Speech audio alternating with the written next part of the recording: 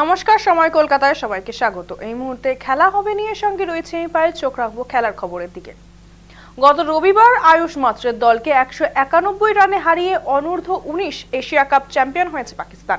তবে ভারতের অনূর্ধ্ব-19 দলের আচরণে খুশি নন পাকিস্তানের কোচ সরফরাজ আহমেদ। তাদের আচরণ অখেলোয়াড় সুলভ মনে হয়েছে প্রাক্তন অধিনায়কের। পেহেলগাঁওয়ে জঙ্গি হামলা এবং অপারেশন সিঁদুরের পর থেকে ভারত পাকিস্তান ক্রিকেটীয় সম্পর্ক তলানিতে ঠেকেছে। সূর্যকুমার যাদবদের এশিয়া কাপ থেকে ক্রিকেটের ময়দানেও দূরত্ব বেড়েছে খেলোয়াড়দের মধ্যে। ভারতীয় ক্রিকেটারদের পাক সংস্রব এড়িয়ে চলতেই দেখা যাচ্ছে বারবার। ছোটদের এশিয়া কাপেও আয়ুষ, বৈভব, সূর্য, অভিজ্ঞান কুণ্ডুরা পাক ক্রিকেটারদের সঙ্গে কথা বলেননি, করমর্দনও করেননি। এতেই ভারতীয় দলের বিরুদ্ধে সরব হয়েছেন সরফরাজ। তিনি মনে করেছেন ক্রিকেটের মাঠে এহেন আচরণ অনৈতিক, অখেলোয়াড় সুলভ। সূর্যকুমারদের মতোই আয়ুষরাও একই রকম উপেক্ষা করেছেন পাকিস্তানের ক্রিকেটারদের। এশিয়ান ক্রিকেট কাউন্সিল সভাপতি এবং পাকিস্তান ক্রিকেট বোর্ডের চেয়ারম্যান মাহসিন নকভির কাছ থেকে পুরস্কারও নেননি আয়ুষরা। এমনকি নকভি যে মঞ্চে ছিলেন সেই মঞ্চে ওঠেননি তারা। ভারতের অনূর্ধ্ব-19 ক্রিকেটারদের এমন কঠোর মানসিকতাই সম্ভবত গায়ে লেগেছে সরফরাজের।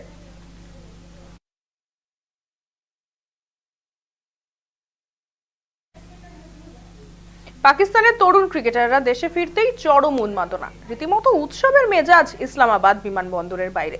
পাকিস্তানের অনূর্ধ্ব-19 দলের মেন্টর সরফরাজ খান, যার দক্ষতায় জয় এনে দিয়েছে পাকিস্তানকে, পদোন্নতি হতে পারে সরফরাজের।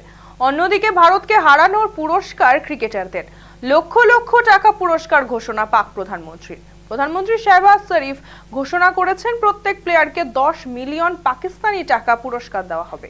ভারতীয় মুদ্রায় যার পরিমাণ প্রায় 32 লক্ষ টাকা। শাহবাজ শরীফ যেভাবে বিরাট পুরস্কার মূল্য ঘোষণা করেছেন তাতে অনেকেই চমকে উঠেছেন। সমীর মিনহাসের 172 রানের দাপটে পাকিস্তান তোলে 347, জবাবে মাত্র 156 রানে অল আউট হয়ে যায় ভারত।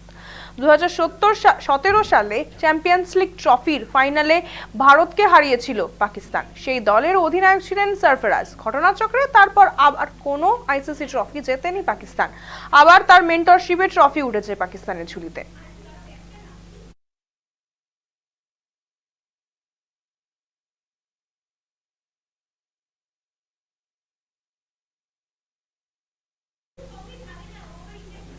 বিশ্বকাপ জিতেছিলেন, তারপর দীর্ঘদিনের প্রেমিক পলাশ মুচ্ছলের সঙ্গে বিয়ে ঠিক হয়েছিল।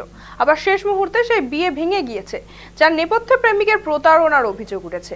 সেই সব অতিক্রম করে ক্রিকেট মাঠে ফিরে রেকর্ড গড়েছেন স্মৃতি। একটি পডকাস্টে বলেন, একটা নেতিবাচক ঘটনা আপনার গোটা দিন নষ্ট করে দিতে পারে। যেমন তিনি যখন কোনো একটা ম্যাচ হারেন তখন লোকে সেই হারটাই দেখে, কিন্তু সেই হারের মধ্যেও ইতিবাচক বিষয় থাকে।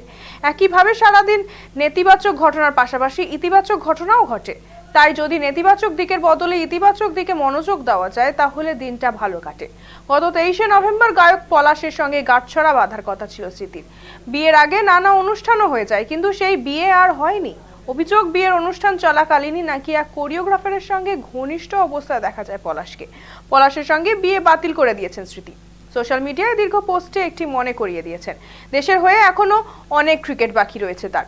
যে ক্রিকেট তার ধ্যান জ্ঞান, সেটাকেই হাতিয়ার করেছেন তিনি।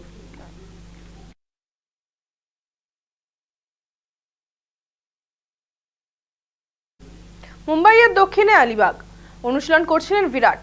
নেট বোলার হিসেবে ছিলেন ঝাড়খণ্ডের উদীয়মান পেসার ঋত্বিক পাঠক। অনুশীলনের ফাঁকে উঠতি পেসারের আইফোনের কভারে সই করে দেন বিরাট। ফোনের ব্যাক কভারে ক্যামেরা দিয়েই মুহূর্ত বন্দী করেছেন কোহলি। ঋত্বিক সোশ্যাল মিডিয়ায় পোস্ট করেন সেই মুহূর্ত। ক্যাপশনে তিনি লেখেন, ফোনটি হয়তো চিরকাল টিকে থাকবে না, কিন্তু ভিডিওটি থেকে যাবে। বিরাট কোহলিকে তিনি ট্যাগ করেছেন, জীবনে একবার কি দুবার এমন ঘটে। কোহলিকে 3 বল করার অভিজ্ঞতা চিরস্মরণীয় হয়ে থাকবে তার। এমন সুযোগ পেয়ে তিনি কৃতজ্ঞ। বিরাট যে ভক্তের ভগবান তা আবারও প্রমাণিত হলো। আমজনতা থেকে উঠতি ক্রিকেটার প্রত্যেকেই রয়েছে সেই তালিকায়।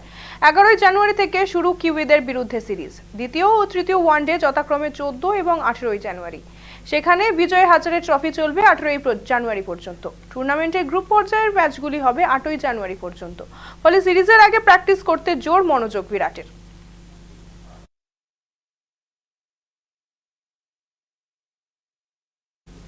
রবিবার রাতে ফাজিলা ইয়াকুপুরদের স্বাগত জানাতে কয়েকশো ইস্টবেঙ্গল সমর্থক লাল হলুদ পতাকা, ব্যানার নিয়ে হাজির হয়েছিলেন বিমানবন্দরে। সাফ চ্যাম্পিয়নশিপ জিতে ফিরেছে ইস্ট বেঙ্গল।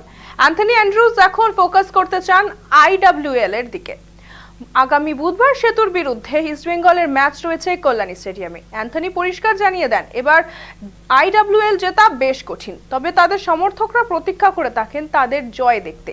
সমর্থকদের আবেগ তারা জানেন, তাদের প্লেয়াররাও সেই আবেগ বোঝে। এটাকে চাপ হিসেবে দেখেন না তিনি, বরং মনে করেন এটা নিজেকে প্রমাণ করার সুযোগ। তার সঙ্গে ক্লাবকে সাফল্য এনে দিতে হবে। এই মৌসুমে এএফসি উইমেন্স চ্যাম্পিয়ন্স লিগে উজবেকিস্তানের ক্লাব পিএফসি নাসাফের কাছে হেরে কোয়ার্টার ফাইনালে উঠতে পারেনি, তবে সাফ চ্যাম্পিয়নশিপ জিতে সেই দুঃখ কিছুটা কমেছে লাল হলুদের ভক্তদের।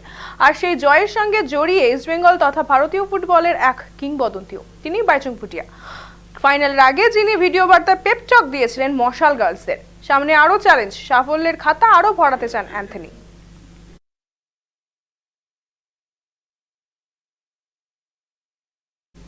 খেলা হবে এখনকার মতো এই পর্যন্তই। খেলার দুনিয়ার অন্য সমস্ত বিস্তারিত খবর পেতে চোখ রাখুন সময় কলকাতার পর্দায়। সময় বলবে সময়ের কথা।